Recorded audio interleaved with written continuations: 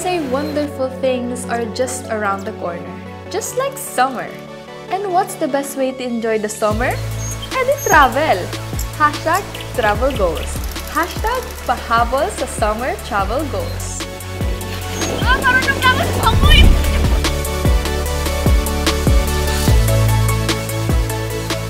At kung summer travel destination lang ang usapan, ang inyong bucket list, kayang mapuno ng mga pasyalan sa lalawigan ng Pangasinan. Lalo na kung ang inyong hanap ay ang mga anyong tubig na pwedeng pagtampisawan para pawiin ang init ng katawan.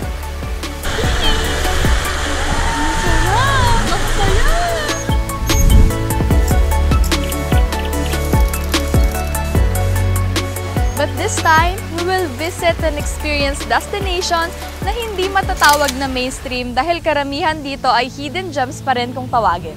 Samahan niyo ako, Yana, ang inyong Jolly Traveler. Let's keep calm and enjoy the sun dito sa Ganda Mo, Pangasinan.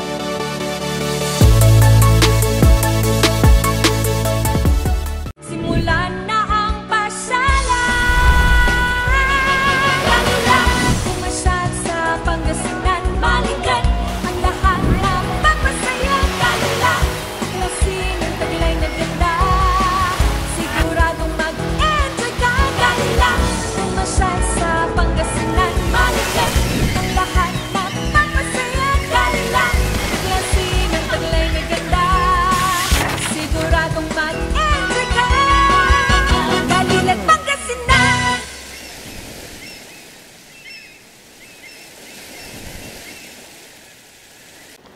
Malinaw, malinis, at higit sa lahat, malamig ang tubig. Swak sa trip mong picnic to beat the summer heat.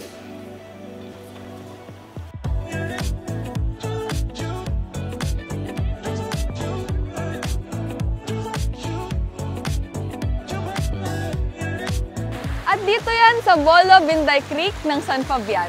At tuwing tag-init nga ay dinarayo ang lugar na ito ng daang-daang mga bisita at maging mga turista.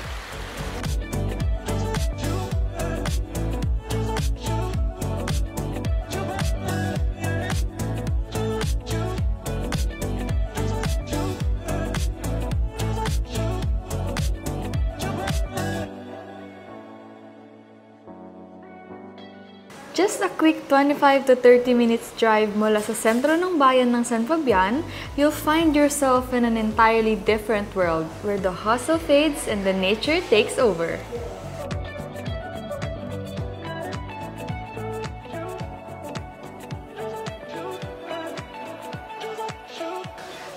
Swak nga ang lugar na to para sa isang madali ang pagtakas sa ingay ng syudad.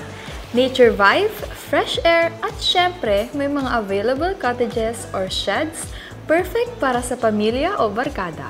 Depende po sa kwan natin, sa kung holiday, saka may diferensya po kami pag Sunday, nagtataas po kami ng bayad po upa ng cottage po natin. Bala ang kwan po natin pag holiday po, kung halimbawa New Year, saka mahal na araw, nagre-rate po kami ng 500 hanggang 400 ang isang cottage. Pag hindi naman, pag normal day lang naman, 200, 150, ganun naman po ang isang cottage namin. Linggo talaga ang dagsa ng tao. Saka yung itong bakasyon ng mga bata sa eskwelahan. Ay ang magkalat po ang yun po ang iniwasan po namin. Mas lalo po yung papakottage sa taas. Dapat harangin na nila para hindi na po bababa dito sa para yung ibang nagka-cottage naman, hindi sila magtapunan ng basurahan. Ganun. Saka yung mga bata po, kailangan dapat may escort po sila na mag-aalalay sa mga bata para hindi po sila malunod, kaya madulas. Kasi yung mga yung mga teenager, ganoon din po. Pinakuan din po namin yung bawal po yung pinagtitripan din po yung cottage natin para po sa ganun madagdagan pa itong mga cottage natin.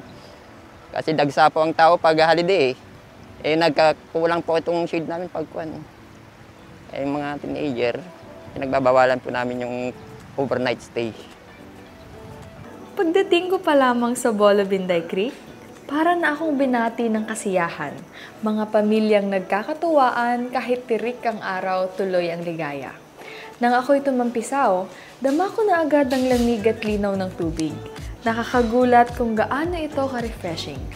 Kaya pala't dinarayo, hindi lang dahil sa ganda, kundi dahil sa gaan na pakiramdam.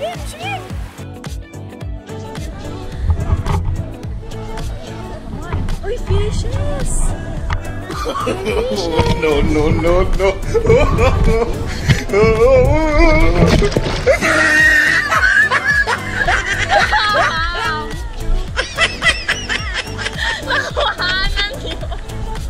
I hold him up.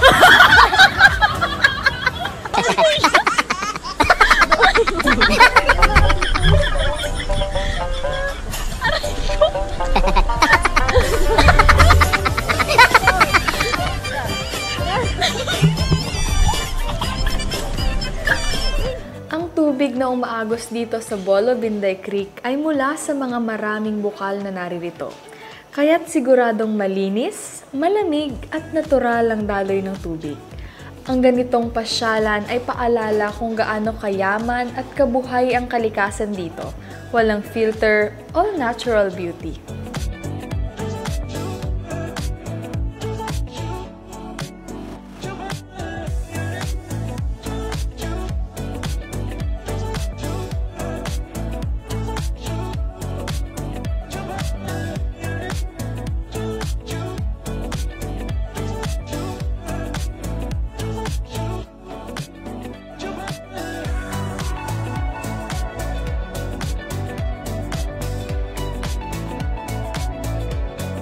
Bukod sa ganda at ginhawang na ibibigay ng lugar, isa rin sa pinakamahalagang bagay ay ang kaligtasan at dito ngay may mga personnel na handang tumulong sa oras ng pangangailangan.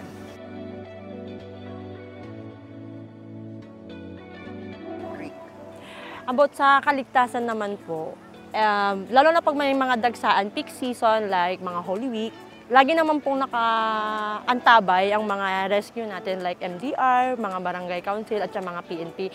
Every now and then po, umiikot din naman po sila, hindi lang po doon sa beaches dahil ito, isa rin po ang Binday Bolo Creek.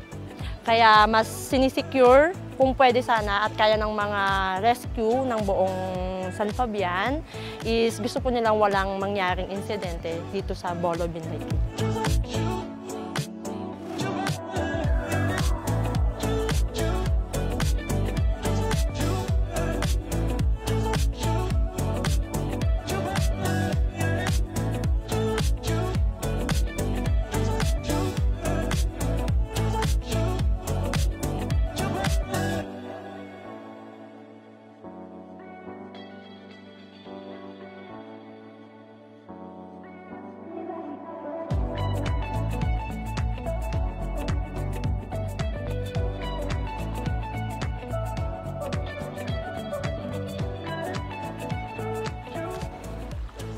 Nagsisimula pa lang ang ating hashtag pahabol sa Summer Travel Goals. We will show you more and I will surely experience more. Kaya samahan niyo pa rin ako sa mga pwede pang maisama sa inyong itinerary sa inyong next na pagbisita. Dito pa rin sa Ganda Mo, Pangasinan!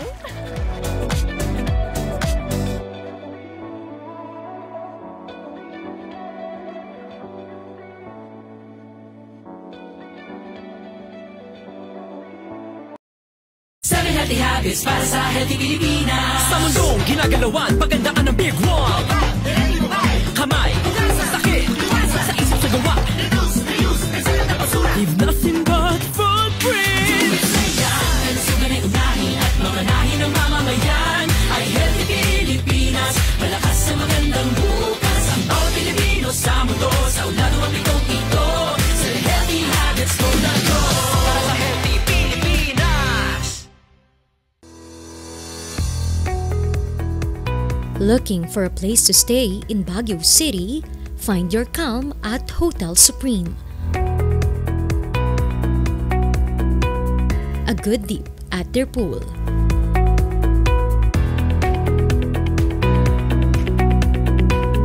Clean and comfortable rooms with a view.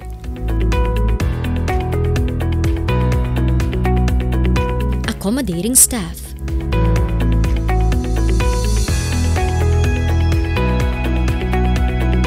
can also enjoy a sip of coffee at their coffee shop.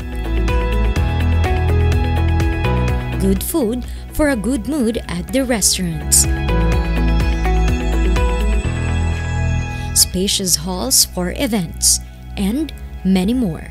A perfect balance of business and relaxation, all at Hotel Supreme.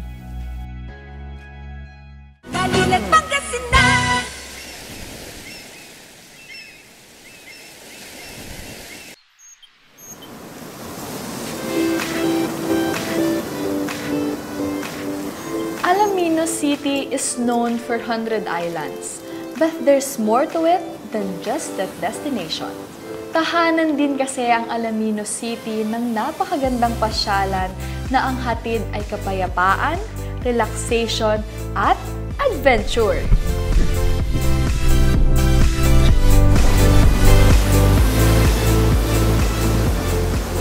Ito ang Bolo Beach ng Alaminos City. Kilala sa magandang tanawin, malinis na kapaligiran, at higit sa lahat, malinaw at maaliwalas na tubig na perfect for sunbathing, relaxing, at mga iba't ibang beach adventures. At ang buhangin, pino at swak sa mga iba't ibang mga beach games.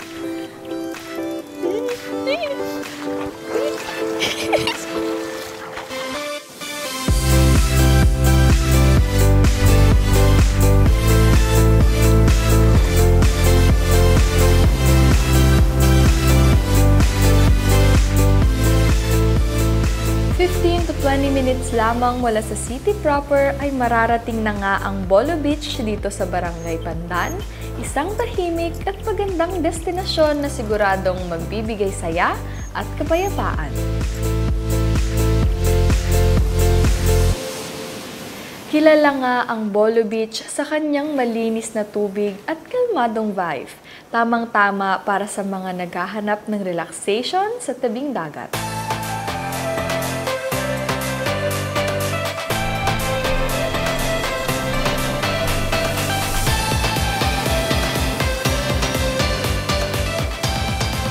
Walang entrance fee dito, kaya't mas magiging sulit ang pagbisita.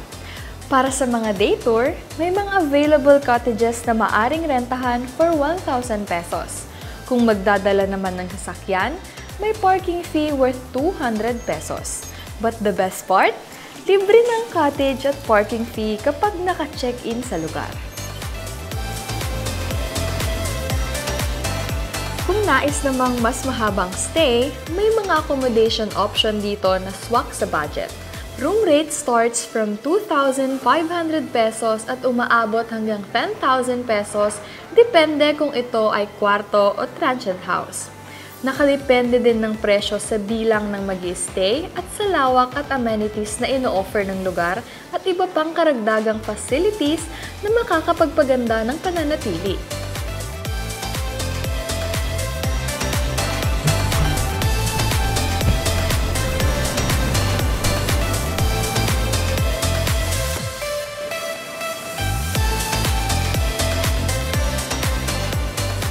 May available kayak rental din dito worth 350 pesos per hour. Tamang-tama para mag-enjoy habang tinatanaw ang ganda ng paligid. Pwede ring mag-island hopping sa 100 Islands mula dito. May large boat rental for 2,400 pesos, good for 15 packs. May dagdag na 120 pesos environmental fee per head, pero siguradong sulit dahil sa breathtaking views at adventure na hatid ng 100 Islands.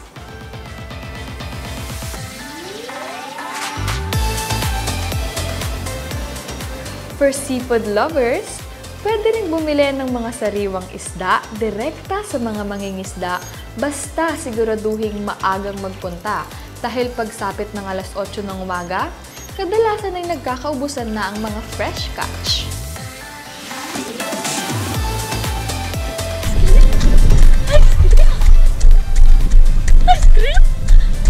And for a cool treat to beat the heat, there are plenty of local vendors selling cold goodies, ideal for enjoying while taking the beach vibe.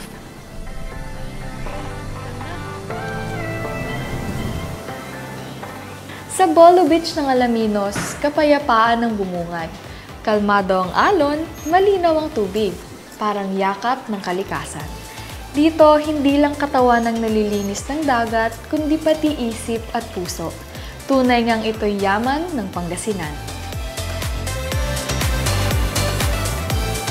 Whether you're indulging in fresh seafood, kayaking along the shore, or just simply enjoying a chilled refreshment, Bolo Beach is all about enjoying the simple pleasures.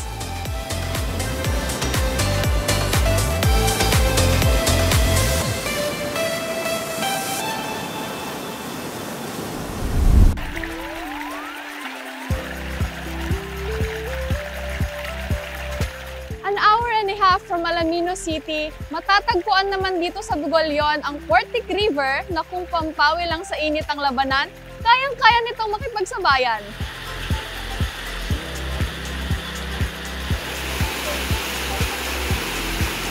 Mabato man ang ilog, pero aesthetic. Bawat bato may karakter, parang kwento ng kalikasan na binuo sa tagal ng panahon. Ang tubig na dumadaloy, malamig, sagot sa init ng araw. Likas, tahimik, at tunay na Instagrammable worthy. Actually, matagal-tagal na rin dinadayo ang Portic River. Especially mga time February, March, April, yung mga summertime. Pag hindi pa bumuhos yung malakas na ulan, maganda pa kasi yung tubig, malinaw pa. Kaya dinarayo ng iba't ibang mga tao sa iba't ibang lugar. Ang pinakamagandang pumunta sa Portic River ay mga buwan ng Marso at Abril. Kasi hindi pa bumuhos yung ulan, malinaw pa ang tubig. Kaya marami pang pumapasya ng mga bisita, mga magkakabarkada, magkakapamilya para mag-outing dito sa Portic River. Paalala lang, unang-una ay yung mga number one dyan, yung mga kalat nila, yung mga basura nila. Kailangan dinatnan nila ng malinis. Pag umalis din sila, dapat malinis. Iuwi nila yung mga basura nila. And then, sa mga anak na maliliit, dapat ma-supervise nila yung mga anak nila para maiwasan natin yung pagkalunod. Actually, napapawaw sila kasi bukod sa natural yung tubig, malinis at maganda yung ambience, tapos fresh air talaga. At yung beauty ng nature talaga nandun siya.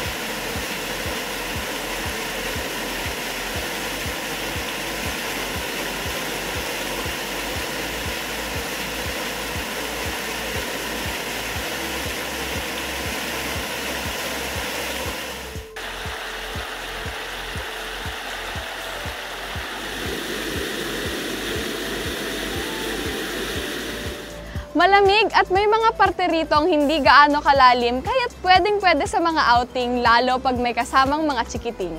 Sa ating pagbabalik, isang summer destination pa rin dito sa Bugolyon ang ating bibisitahin.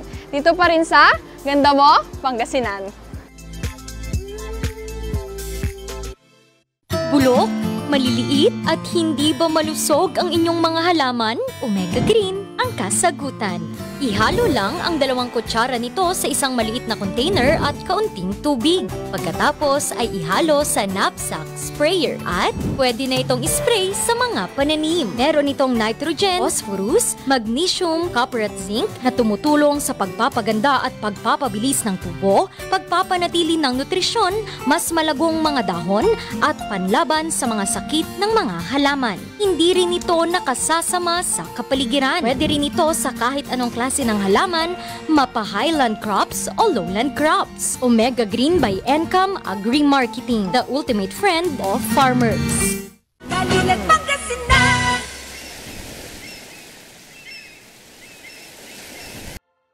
Bata, matanda, anumang edad, tiyak na pag dito ka napadpad, gugustuhin mong magtampisaw at magbabad. Ito ang Hacienda Dam ng Bugolyon, Pangasinan.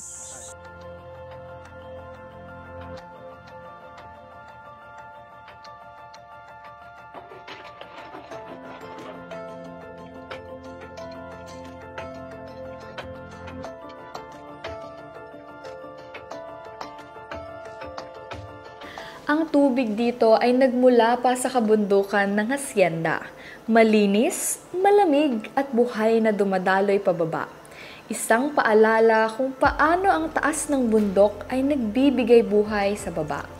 Sa dam na ito, hindi lang tubig ang naiipon, kundi kasaysayan, kabuhayan at kagandahan ng kalikasan.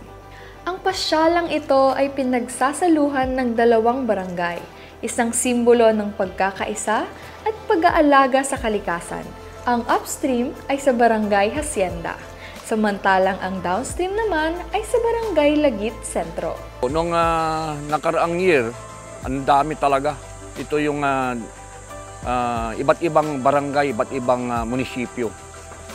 Actually, mayroon pang taga Maynila na nakapunta po rito. So, nung bumaba na yung level ng tubig, kaya naging kwan na yan. Parang madalang na yung bumibisita. So, yung mga taga rito lang ang naliligo po dyan. Nakaraang taon, ang dami talaga. Puno ito hanggang dito sa downstream hanggang sa upstream. Ang buwan na kwan dyan, karaniwan na maraming pumupunta, November, December, January hanggang March po yan. Kasi pag March na kasi, medyo bumababa na yung level ng tubig. So yun na, hindi na umaagos doon sa mismong harang niya. Kasi kunti na yung umaagos. Pero pag January or February, nagpapadayos-dos sila doon sa mismong harang yung kanila. Hanggang dito sa baba na kailangan ng mga security para mabigyan sila ng parang protection doon sa mga naliligo. At nilagyan po namin ng signages na sana huwag silang pumunta doon sa parting malalim. Maganda kasi at saka natutuwa kami kasi parang yung barangay namin ay dinarayo ng ibang mga tao. Sa downstream ng Barangay Lagit Sentro, matatagpuan din ang isang hanging bridge.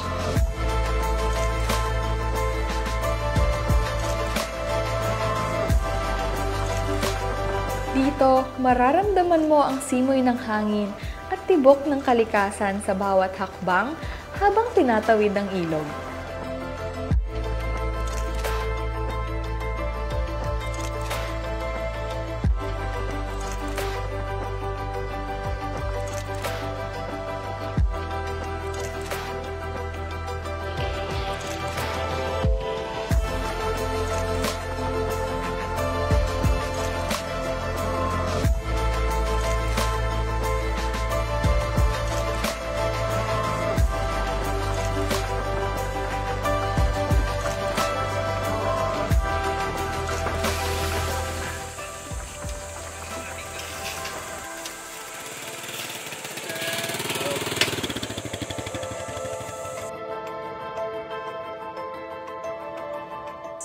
Sa inyong pagbisita, dobleng pag-iingat pa rin ang kailangan dahil may mga panahon na lumalakas ang ragasan ng tubig. Nevertheless, have fun and enjoy each moment sa napakaaliwalas na pasyalan.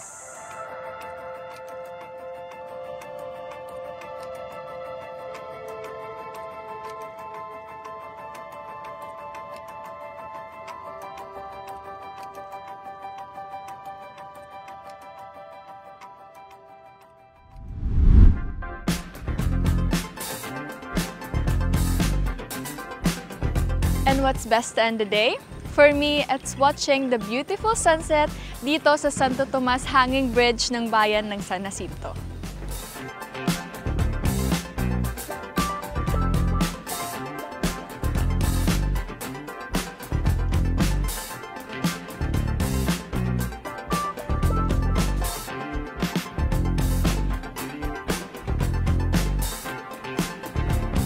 Makikita nga dito sa bayan ng Hanging Bridge na may habang 162 meters. Isang kahangahangang tulay na nagdurugtong sa Barangay Santo Tomas at Sitio Dalumat. At hindi lang ito tulay, kundi daan sa bagong pananaw at karanasan. Great way to discover the natural beauty of the place.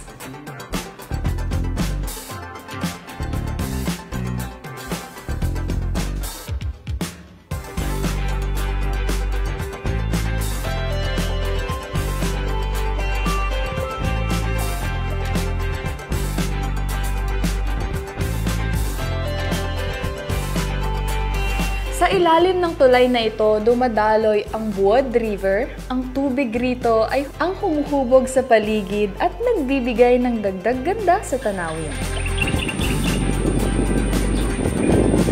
Ang tulay na ito ay ginawa hindi lang para sa ganda, kundi para rin sa mga residente ng Sitio Dalumat, lalo na sa mga estudyante.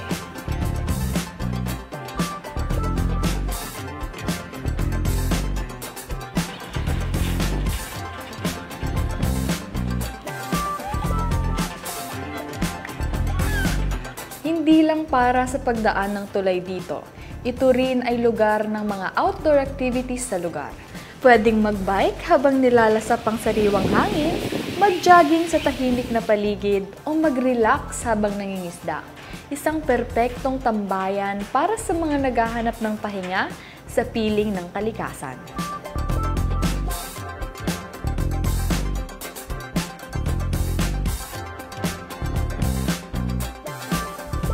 Ang bridge ng Santo Tomas ay sadya namang napakaganda. Sa totoo lang, parang kahawig ito ng San Francisco Bridge sa Amerika. Kapag andito ka, parang nasa ibang bansa ka rin. Ang ganda ng view, lalo na kapag sunset. Perfect sa mga Instagram pics. Pero higit pa ron, ito yung lugar kung saan pwede kang tumigil sandali. Mag-isip, magmuni-muni. Tahimik, presko, at parang may kakaibang kapayapaan.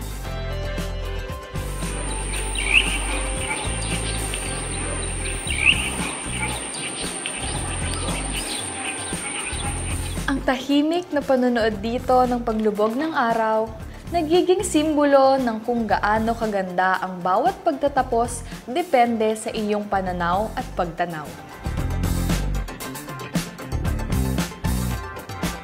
Hatid ng hanging bridge na ito, payapa at kalmadong isipan.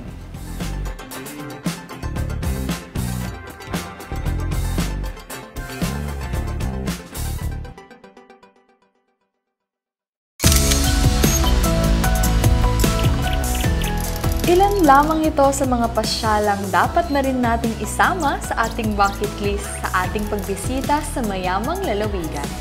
Hindi lamang nakapagbibigay ang mga ito ng mga pabaong Instagrammable photos, pero hatid din nito ang mga experiences, stories, lessons, realizations, at simpleng relaxation para sa ating hashtag pahabol sa summer travel goals, hashtag ganda mo, Pangasinan.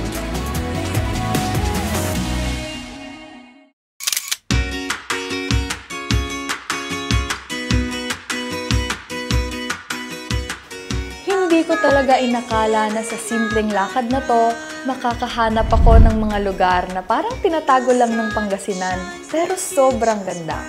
Kaya sa mga naghahanap pa ng pahabol sa summer travel goals nyo, ito na, samahan nyo ko. Unang-una sa listahan, ang Bolo Binday Creek sa San Fabian. Pagdating ko pa lang, parang binati na ako ng saya. Ang linis ng tubig, ang lamig, nakakagulat kung gaano ka-refreshing. Tapos yung lugar, kahit terik ang araw, parang hindi mo mararamdaman ng init dahil sa preskong hangin at natural na ganda. Kaya pala't dinarayo, hindi lang dahil sa view, kundi dahil sa gaan ng pakiramdam kapag andun ka. Sunod kong pinuntahan, ang dam sa Bugalyon. Isa talaga itong hidden gem. Mula pa lang sa tanawin ng mga bundok hanggang sa lamig ng tubig, parang niyayakap ka na ng nature. Ang sarap magpahinga dito, lalo na kung galing ka sa sobrang busy na linggo. Simpleng lugar, pero grabe ang impact. Hindi rin mawawala sa trip ang dagat. At ang Bolo Beach sa Alaminos, ibang level ang binigay na peace of mind. Kalmado at malinaw ang tubig, at habang nakatayo ka lang sa tabing dagat, mararamdaman mo yung parang niyayakap ka ng kalikasan. Hindi lang katawan ang nalilinis dito, pati isip at puso. At syempre, isa sa mga highlight ang bridge ng San Jacinto. Sa totoo lang, hawig talaga nito ang Golden Gate ng San Francisco. Pero higit sa perfect Instagram shots, yung vibe dito ang panalo. Tahimik, malamig ang simoy ng hangin, at ang sunset, sobrang ganda. Perfect spot para huminto sandali, huminga at magmuni-muni. Sa totoo lang, ang buong experience ko na to, hindi ko makakalimutan.